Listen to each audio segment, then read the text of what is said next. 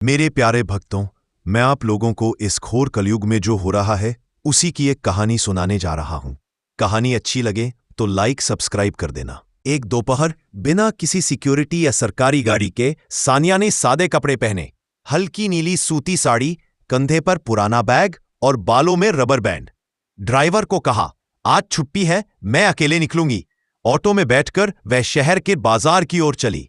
रास्ते में देखा टूटी सड़कें, गड्ढों से भरे मोड़ और जगह जगह पुलिस की चेकिंग टीमें। सानिया सोच में थी, क्या ये चेकिंग जनता की सुरक्षा के लिए है या जेबें भरने के लिए? कुछ ही देर बाद ऑटो एक पुलिस चेक पोस्ट पर रुका। वहां मौजूद इंस्पेक्टर नरेंद्र ठाकुर ने कड़क आवाज में कहा, कागज दिखाओ। ऑटो चालक एक 60 साल का बूढ़ा आदमी था, नाम गंगाराम। उसने विनम्रता से कहा, साहब, कागज घर पर रह गए हैं, गलती हो गई। इंस्पेक्टर ने हंसते हुए कहा, गलती? गलती की कीमत 1500 रुपए है, वरना ऑटो यही जब्त।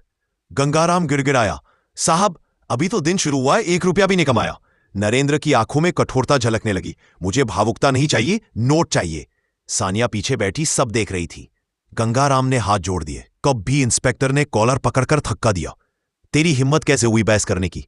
बस यही सानिया उठ खड़ी हुई। साहब, आप कानून है या कानून के ऊपर? इंस्पेक्टर ने भौहें तान कर कहा। बीच में बोलने वाली तू कौन है? निकल जा यहां से, वरना तेरी भी चालान काट दूं।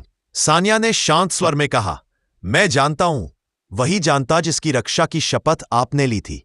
नरेंद्र ठठाकर हंसा, अरे मैडम, बहुत डायलॉग मत बोलो, निकलो यहां से।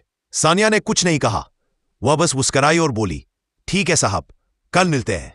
दूसरा दृश्य, जांच की तैयारी। अगले ही दिन डीएम ऑफिस में एक गुप्त मीटिंग हुई। सानिया ने अपने पीए से कहा, कानून तो सब जानते हैं, लेकिन उसे लागू कौन करता है? उन्होंने चुपचाप पूरे जिले के 5 थानों की जांच का आदेश दिया, बिना किसी को सूचना दिए, और सबसे, लेकिन यहां हमारा कानून चलता है। इतना कहते ही पीछे से नरेंद्र ठाकुर आया, वही इंस्पेक्टर जिसने कल सड़क पर गंगाराम को थप्पड़ मारा था।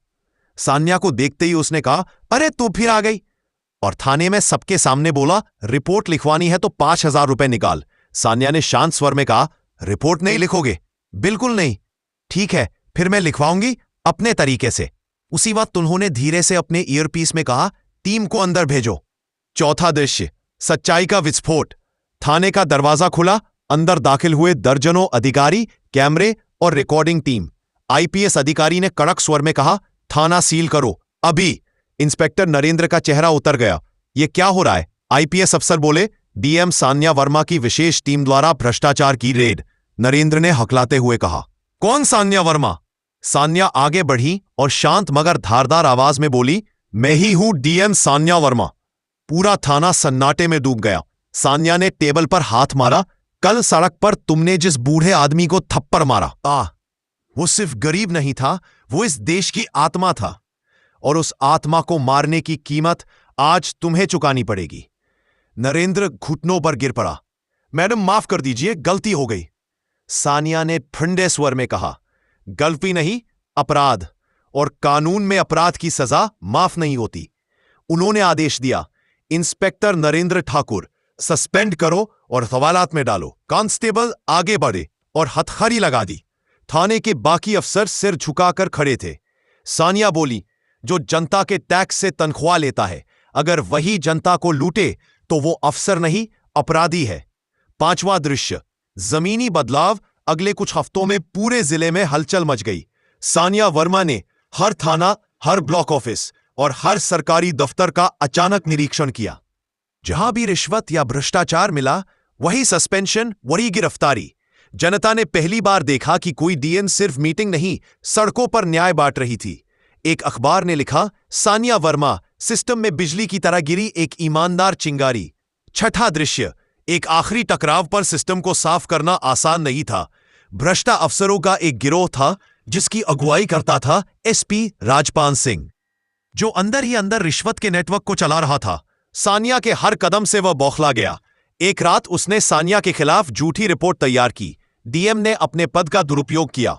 मामला मीडिया में फैल गया। सानिया के विरोधी खुश और जनता परेशान, पर सानिया चुप नहीं बैठी। उन्होंने सभी सबूत इकट्ठे किए, ऑडियो, वीडियो और जनता के बयान।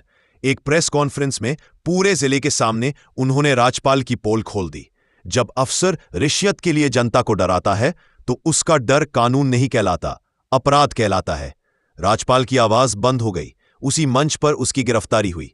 अंतिम दृश्य। न्याय की लौ रात को सान्या अपने ऑफिस की खिड़की से शहर की लाइटें देख रही थी। धीरे से मुस्कुराई और बोली, सिस्टम को बदलना मुश्किल है लेकिन असंभव नहीं।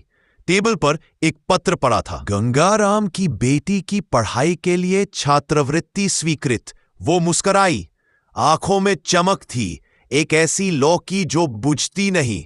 और पीछे बज रहा था वही संवाद जो उनकी पहचान बन गया था, जब तक कानून बिकना बंद नहीं होगा, मैं बिकने नहीं दूंगी।